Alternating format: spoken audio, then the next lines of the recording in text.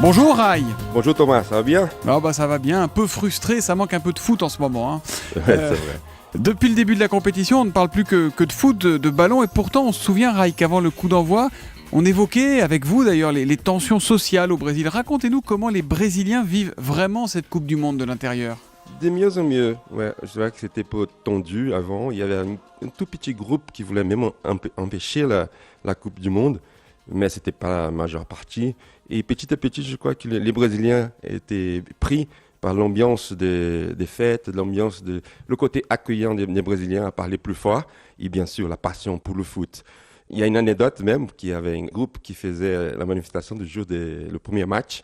Et 5 minutes avant le coup d'envoi, tout le monde est parti devant la télé pour voir le match. Donc il y a la passion pour le foot à parler plus fort, mais je crois que les sujets qu'on parlait avant, on n'a pas oublié et on va en parler après la Coupe du Monde, c'est sûr. Ah, vous pensez que ça va revenir? Si demain la Colombie sort le Brésil, il va se passer quoi dans le pays, Rai? Non, je ne crois pas, parce qu'il va rester juste une semaine, il y a la finale après. Si le Brésil était sorti contre le Chili, peut-être c'était plus dangereux pour l'événement. Mais là, il reste une semaine, il y a une bonne ambiance quand on parle de Coupe du Monde aujourd'hui, différente de qu'il y a un an.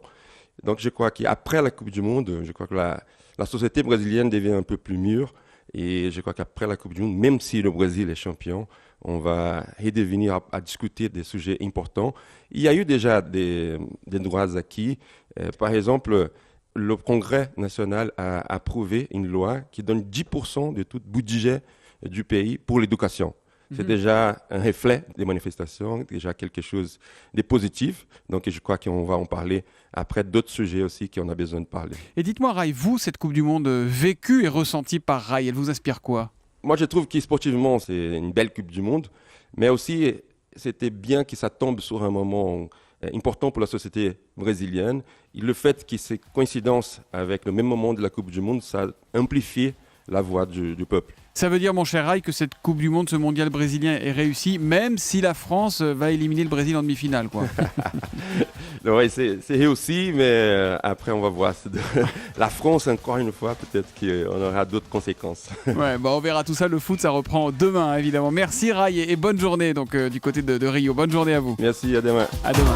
La Coupe du Monde de la FIFA, c'est sur Europe 1.